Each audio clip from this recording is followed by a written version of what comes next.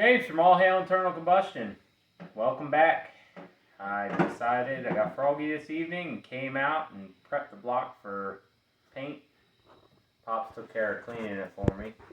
So, we'd normally probably just spray it with clear coat or even just leave it, but we live down in the hollow and it gets kind of moist down here, and anything aluminum turns chalky, or anything not treated is chalky and nasty. So yeah, so now we're going to go ahead and paint it. And normally we do brush on Rust-Oleum paint for this kind of thing, but we're trying to use up some of the paint in the paint cabinet that we don't need. And I happen to have a can of this engine enamel primer that sucks. It pretty much makes your paint peel off. But it'll hold up for this motor while we're building the other one. Maybe it'll hold up for a long time because I have some pretty good clear coat that I'm going to go over top of it with. So I prepped all the gasket surfaces. We're not going to paint back in here. It gets mounted to the transmission anyway, but we got our head area covered. I got my water pump area, water pump plug back here, oil pump, knock sensor, oil pressure sensor, all that good stuff, and our oil pump plate up here. I didn't tape the underside. I'm just not going to spray down there. There's nothing to spray. So we're going to just go ahead and I sprayed this down with brake cleaner and blew it off with a blow chuck to make it nice. So I'm just going to go ahead and start spraying. And of course, it gets choppy on the first pass.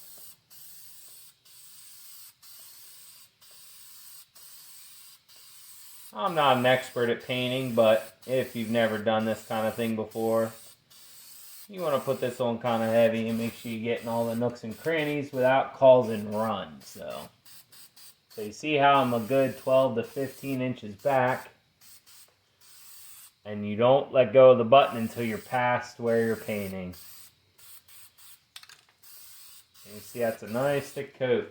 I think that's actually going to look pretty nice. You gotta shoot up that way, birdie. Oh, yeah. Well, you know, only the Because you missed the bottom of that block heater. That's an integral part to our engine. That is? I don't even... I'm pretty sure it's a block heater. I couldn't get it to come out.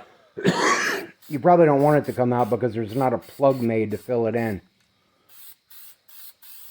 So we probably got some on the gasket surface down below, but we'll just recoat that. So now we're going to get the front. This is kind of a tricky place to paint, so I'm just kind of freehanding in there, just try to get everything. And that's good. Not much there. Spin around. Work with the light.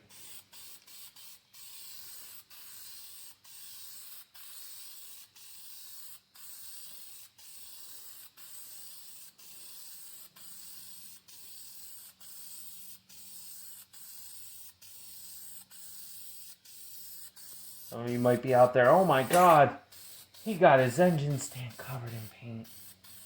That's how you keep them from rusting.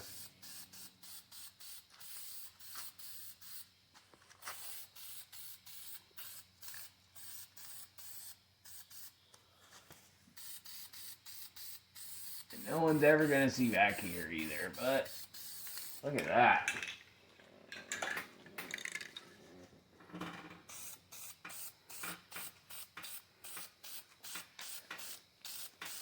Actually, I think that's going to turn out looking pretty nice.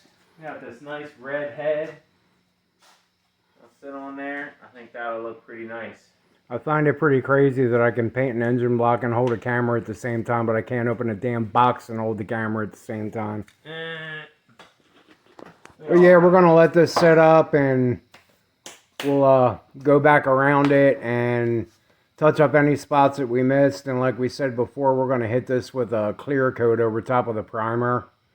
We're just trying to keep it from oxidizing. So yeah, we'll keep you posted. We'll do a little unwrapping video. Then when we hone the cylinders and pop the pistons back in and put that freshly cleaned and painted pan back on and the valve cover and all that good stuff, that'll be getting this motor tied back together. I think it's going to look nice, and I can't wait to have the car back on the road. So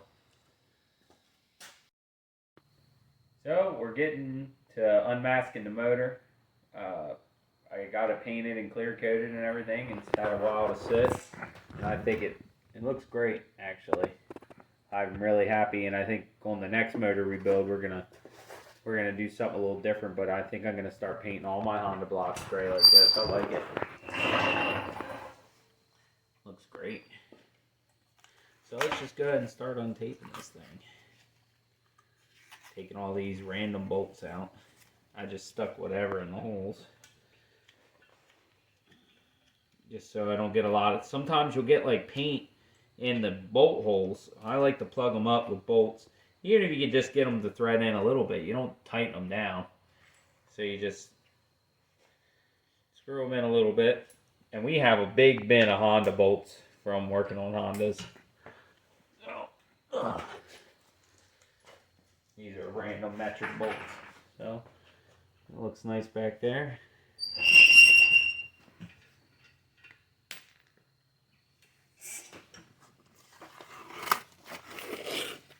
Oh yeah, look at that. I love some nice polished aluminum. Look at that. That looks great. Take that head surface off. There we go. When you're masking stuff off with masking tape, actually, a body guy told me this, and I don't know why it never clicked in my head, but he said make your strips as long as possible and continuous as possible because it makes it so much easier to unwrap. So, instead of doing this way, mask it off this way so you can pull it all off in one sheet. Let's get this front side unbolted. See, random bolts. Sometimes you just use what you got.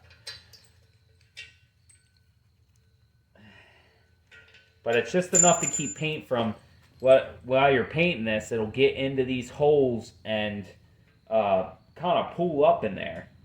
And now that's okay. I think if I was doing a really nice motor, I'd be okay with that because I could chase these threads out. But I want to be able to just throw this back in the car and get it moving pretty quick. So now that we're unmasked and everything looks great, our surface, it's actually nice we had it taped up because we didn't really get any rust or anything down here. Now, if you don't know, Hondas are sleeved. So we got these, and thanks to Hastings, they sent us absolutely no information on what they prefer on a grit for their piston rings to get set. We never heard anything back from them. So we're just gonna go ahead and do it with what most people say online. So we got new rings here, whole new gasket kit, but we're also going to pull this oil pump apart and make sure that everything looks good and the gears all look great inside of there, so stay tuned for that. But we're going to get this honed and taken care of and then clean it, and then we'll start assembling, so stay tuned. Right now, we're checking the piston ring end gap. We made sure that it was even down through there, and we're checking the gap between the piston rings. That's 25. So this is important because as the motor heats up, those will expand, so you have to leave some gap. That's also why it's not good to put a turbo or supercharger on a stock motor, because the rings haven't been gapped for the extra heat. So we did get the scratch out a little bit though. Yeah, it's still tight. Looks pretty good actually. We didn't take much material out, so we're well within service limits here. Everything's going well, and like I said, you can see the scratch a little bit, but it's going away. It's going away. It'll be okay. So, get back to honing. We're going to start with this cylinder here. You'll see we had an issue in cylinder number 1, but we fixed it. So this cylinder here, we're going to hone. So our dingleberry hone, this one. I'm going to get some oil on that, make sure it's kind of moistened up. And, before you hone, you kind of want to figure out where your depth is going to be and how your elbows are going to be sitting. And same with up. So, I want to be in this motion. And the cylinder will kind of help you stay straightened up, but you want to try to stay straight as possible and run it you know, not at too fast of a speed, maybe like this. And it'll slow up out of the cylinder. Once you put it in there, it'll bog down. You have to trigger it up a little bit, but oops, my kitchen knife. So let's get some oil on this cylinder. Oh yeah, so we just get some oil all over that. Good to go. Dry that up. Let's run this home. We just got this grill. I want to get oil all over it. So let's go ahead and run this thing.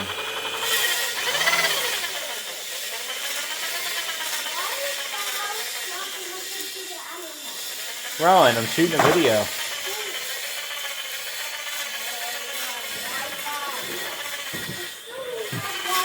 My son is distressed because we don't have any Wi-Fi.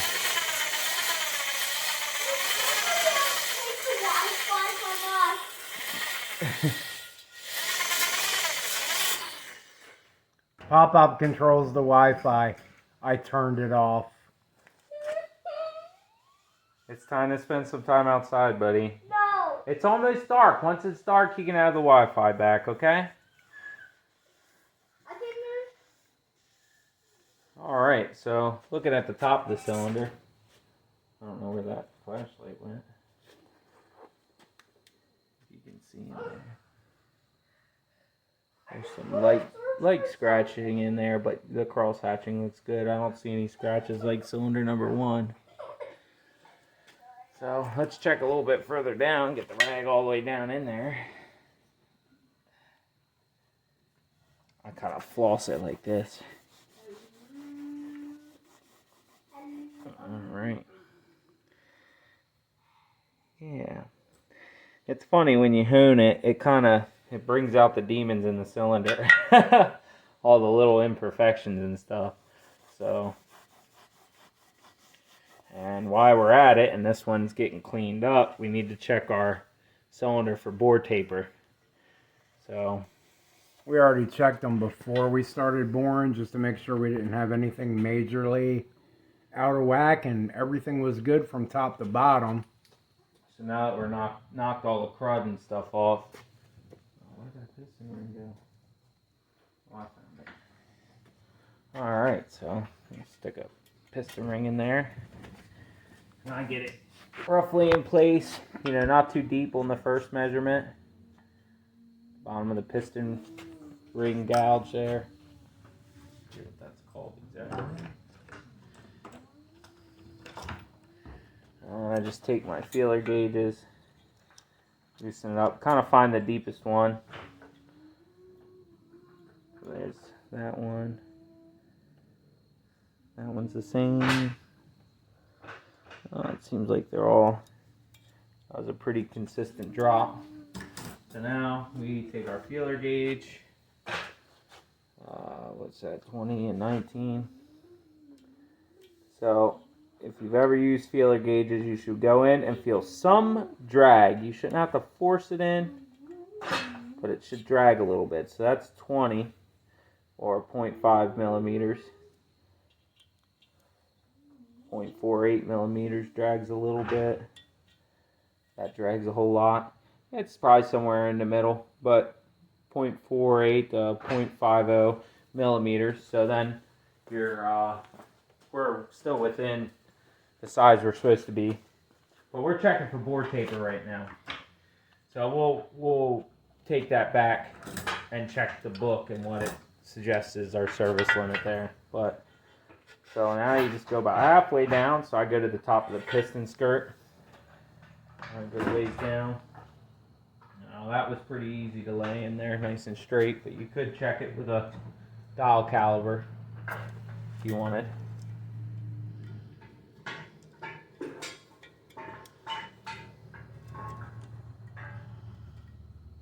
Alright, so we are nice and even down in there. Okay, that feels about the same. Let's check this one. That one's extra tight, the other one slid with minimal resistance, so that's good. Now, I'm not 100% sure how far this goes down, but I'm guessing it goes a little bit further. So down that far. That's probably about the bottom of its travel. Close, maybe a little bit more. Okay. Double check it with this. Oh, we're at the very bottom of the skirt. That's okay.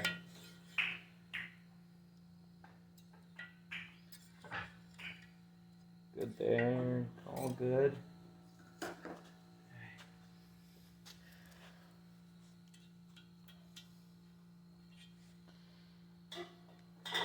Oh, yep, that was extra tight. Hey, hey, hey. Alright, we're good. So no bore taper on that cylinder. Very consistent. So we have a 0.2 or 0.50 millimeters, and our book, here, our Honda Bible. Show you. Right here, piston and ring gap. So 0.15 to 0.35. You're allowed to have 0.6 millimeters worth of difference. So what are we at? 0.5 and 0.48. That our cylinder bore is basically within range, but our piston rings are showing that they're wore out. So I should be within range, right? Let me double check this. Yep. 0.15. Yeah, that's actually a pretty big range. You still even have more gap you could have in that. So, number 2 cylinder, the second cylinder that we did, cross hatching looks pretty good in there. There's some little scratches in there, but we're not trying to get a million miles out of this motor. We just need it to run well for a while we build the other motor up. We'll get that piston ring out of there if we can get it out to the bottom. Alright, so what we'll do is we'll move on to the next cylinder. Unless you think we should hit that again. Alright, we're going to move to the next one. Alright, so we went ahead and pulled our oil pump apart. And what you want to look for in here is excessive scratching or gouges or anything like that. And I'm seeing some very fine scratches, but nothing that I'm going to worry about. And same thing on the drive. It gets driven up the crankshaft, and then this outer ring gets moved around, and that's what pulls your oil in. I'm not seeing anything overly scratched up on this either. And this is our oil pump housing itself, and that is looking pretty good too. So what we're going to do is we're going to clean this really good and go ahead and put it back together. And then when we put it back on the motor, we'll be popping a new O-ring in here. And I believe this had a front seal in it too. Correct. So we're going to go ahead and replace that seal out of the master gasket kit that we have. That O-ring should be in that gasket kit too. Yeah, it should be. So that's checking over your oil pump before you decide to reuse it or toss it away. And you can also pull apart any of your American V8 oil pumps and do the same checks on them. And if you need to, you can deburr some of your passages if they're really snotted up. But for this application and the way this all looks, it looks pretty clean to me. I have seen a lot worse.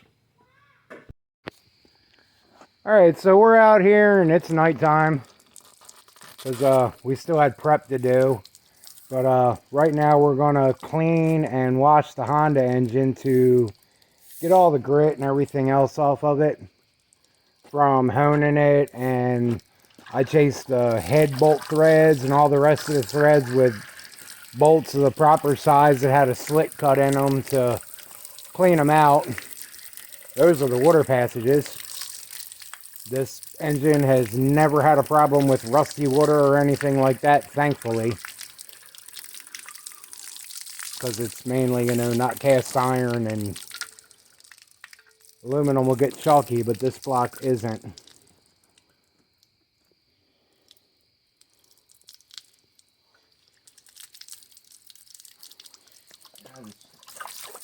This redneck hose nozzle really sucks.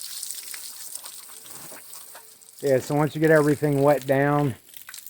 See, I don't want it to work. It doesn't want to work. That's why I told you that already. Now that we got it wet down, we're going to take some wannabe Dawn dish detergent and a scrub brush and actually scrub this thing down. And as soon as we get done doing that, we are going to take it inside and blow it all off.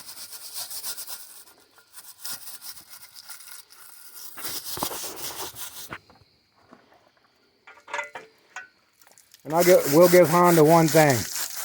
Their engine blocks are easier to rinse off than a 5-year-old covered in magic marker. So, yay Honda for that. Or Rust-Oleum paint. Yeah, yeah. That's how we know. Yeah, my grandson got into the Rust-Oleum one time and, What was he, like 2? yeah, that was not pretty. Dude, he crawled all the way outside. Yeah. Nuts. Oh. That's when we learned to put the lids back on our Rust-Oleum very, very tightly and to keep him away from anything that resembles paint. Yeah. He's still crazy. Yeah, now he just does the magic marker thing all over himself.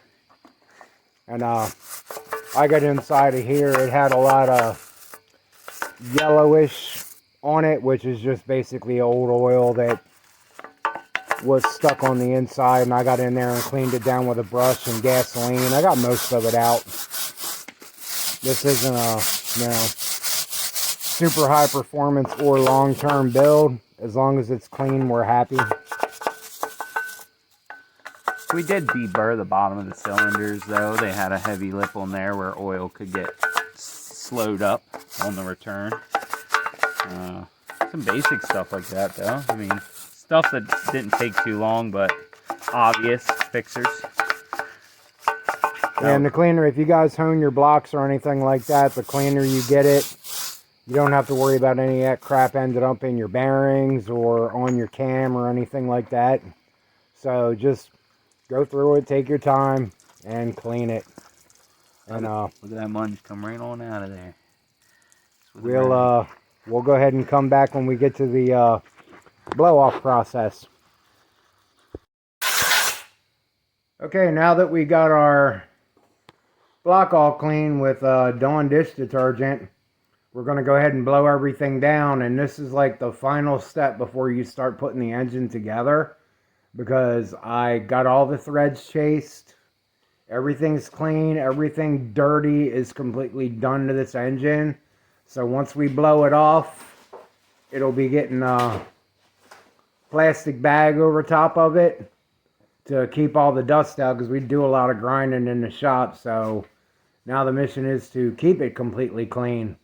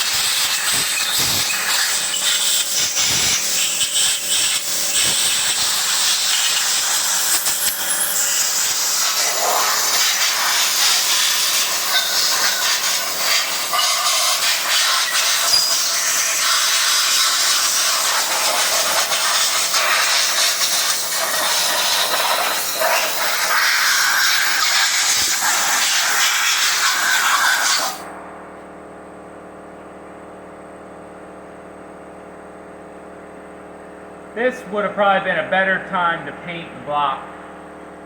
I kind of jumped the gun on that, but it's not a big deal. It actually still looks really good. You just have a couple little, I think this might just be mostly muck up here.